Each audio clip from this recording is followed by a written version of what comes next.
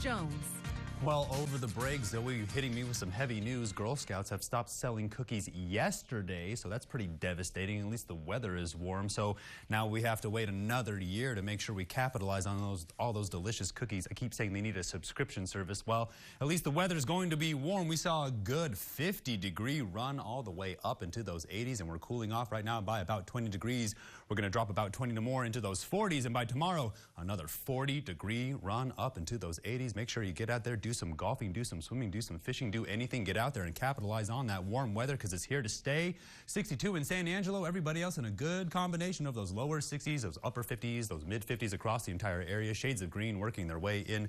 61 in Sterling City, 64 down there in Junction, 58 in Robert Lee, looking like 6 degrees across the entire Concho Valley, if not a little more. So as we make our way into this evening, we're relatively close together despite seeing some of these more dry conditions. Dew points way down there in those 20s, if not those single digits, while we work our way up into those 20s and those 30s for those humidity indices. So you're seeing how we have more of those moist, unstable conditions off towards the east, but that's the direction that we are looking for some of this cloud cover and hopefully some rain by this weekend. Moisture Tracker is going to show you how we're looking at these waves of instability making their way in off the west coast and up along the east coast. Now these long, strong waves letting us know that severe weather season is right around the corner, but everybody has anywhere but from Louisiana around Tennessee targeted. Now, when we talk about the upper level pattern, this is exactly what we're looking at. We're seeing a series of low pressure systems work their way from the northwest all the way down just narrowly north of the Panhandle and around the Concho Valley, and then taking aim at Florida as we make our way into the weekend. And next week, the first week of spring, these series of low pressure systems are going to keep us warm, but there are thunderstorms along the way.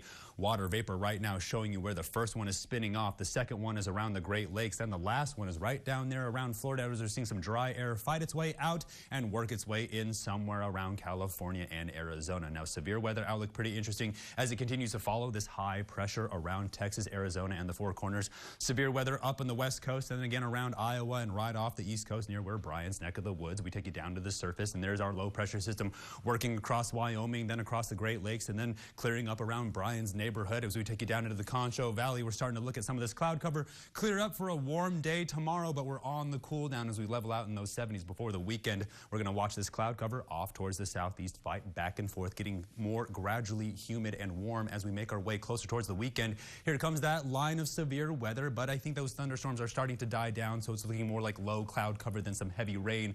Fingers crossed for some more in the future tonight, dropping back down 20 degrees into those 40s. Pretty chilly, but it's finally not cold. Then tomorrow, good run at the 80s, so it's time to take that hot weather precautions. I want to see sunscreen, sunglasses, big floppy hats, loose-fitting clothing, and drinking lots of water because it's going to be beautiful all week long. Now, it is the last week of winter, and the first day of spring is right around the corner, and it's feeling more like it as we get closer towards that weekend that I owe you guys. We're going to see those temperatures push back up into those 80s. Good opportunity for some rain, and then those overnight lows are just going to hover around those mid-50s. Stay tuned. I'll more up the break. You're watching KSAN News at 10.